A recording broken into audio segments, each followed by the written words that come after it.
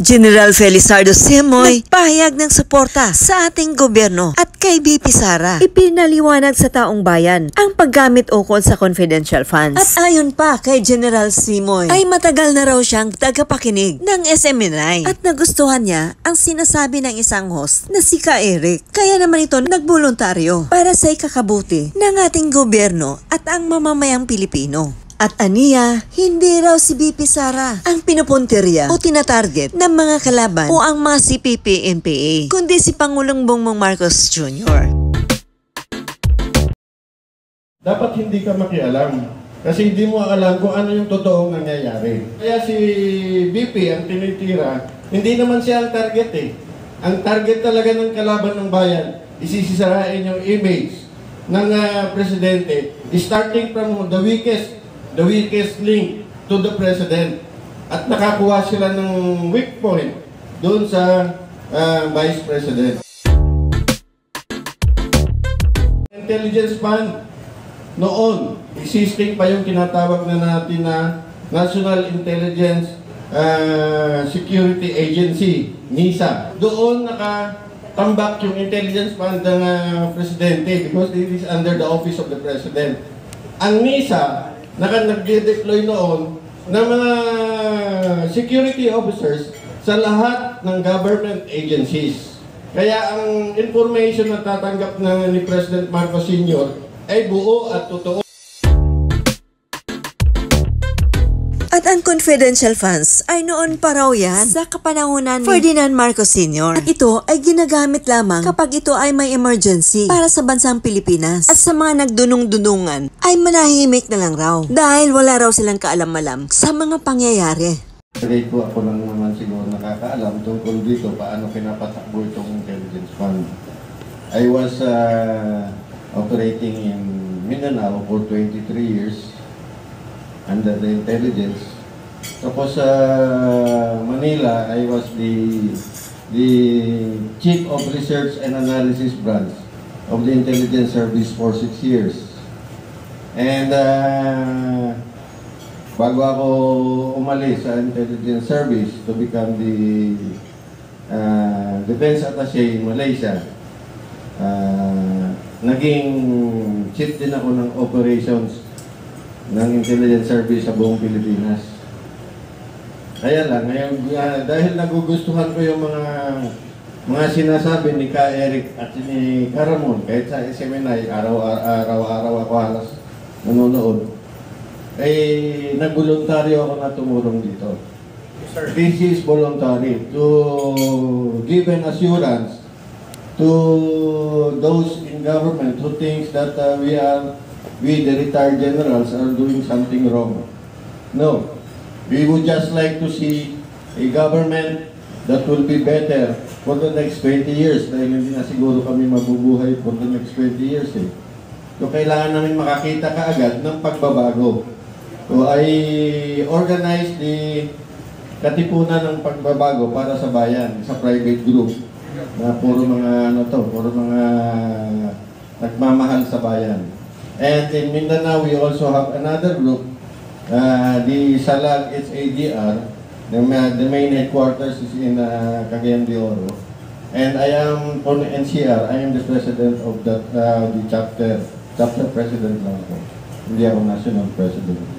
So regarding the confidential fund, wala pong existing na confidential fund ang gobyerno. Ngayon ko lang narinig yan eh. For almost 40 years in the government service. Kasi namamatay na yung issue tungkol sa rent tagging. So kailangan may panibagong issue na medyo mainit.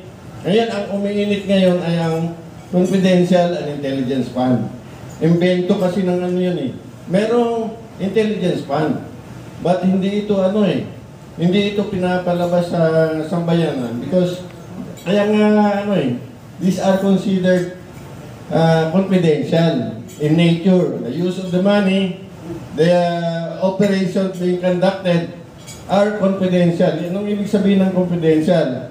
Need to know basis. Kung wala kang dapat na pakialam, dapat hindi ka makialam. Kasi hindi mo alam kung ano yung totoong nangyayari. So, ang confidential fund na sinasabi nila is non-existent kasi in the Office of the President, wala pong confidential fund. Pinapalabas lang nila yan na sinasakyan naman ng mga legislators natin na meron. Wala po. Ang tawag po dyan sa Office of the President are contingency fund. Ibig sabihin, gagamitin for emergency, kahit anong emergency that the President would see to it na makakatulong sa bayan. Kaya nga, contingency fund yan. Even in construction projects, palaging may contingency fund yun eh. Kasi unexpected expenses, doon kino-cover ng contingency fund. So yun po ang ano. Ang intelligence fund, on the other hand, ito yung ginagamit sa pagkuha ng impormasyon para sa mga kalaban ng bayan. So ito po kaya tinatawag na intelligence fund, hindi dapat malalaman ng lahat because hindi nila maintindihan kung paano ginagamit ito. So ang intelligence fund is basically or generally to get better information for the decision makers, including the President, to get good information for a better decision. So yun po ang intelligence fund. So kung existing itong intelligence fund, matagal na po ito eh. Even before President Marcos Sr., existing na ito. Ito yung nandun sa nakaipit doon sa contingency fund na Office of the President na allowed, this is allowed by law. Only the President can decide kung kanino niya ibibigay. Tama, sir. So, ang dyan is, kaya si BP ang tinitira, hindi naman siya ang target eh. Ang target talaga ng kalaban ng bayan, isisirain yung image ng Presidente, starting from the weakest link to the President. At nakakuha sila ng weak point doon sa Vice President. Yun po ang intelligence fund noon. Existing pa yung tinatawag na natin na National Intelligence Security Agency, NISA. NISA yan noon eh. Doon nakatambak yung intelligence fund ng Presidente because it is under the Office of the President. Ang NISA, nagde-deploy noon ng mga security officers sa lahat ng government agencies. Kaya ang information na tatanggap ni President Marcos Sr. ay buo at totoo kasi confirmed by other sources. Kailangan mo ng intelligence fund from the other agencies para ma-confirm kung ang binibigay ng Armed Forces of the Philippines sa iyo, kung ikaw yung Presidente, ay tama ba? It should be confirmed by other sources. Sino magko-confirm? The agencies concerned about the problem in their respective departments. So, ganun po ang intelligence fund. Kaya ito ang tinitira ng kalaban ng bayan dahil ito ang magpapahina sa pag-gather ng information ng ating gobyerno. Pangkalahatang information. The armed forces, the police, and all government agencies. Noon, pati PAGCOR, mayroong intelligence fund, security officer. Active pa noon sa NISA. Lieutenant Colonel ang qualification para ma-assign sa PAGCOR.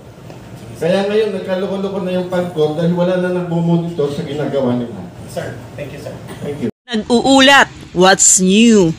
Sa hindi pa nakapag-subscribe, follow, and share, huwag niyong kalimutan na tangkilikin upang patuloy na makapaghatid ako ng magandang balita.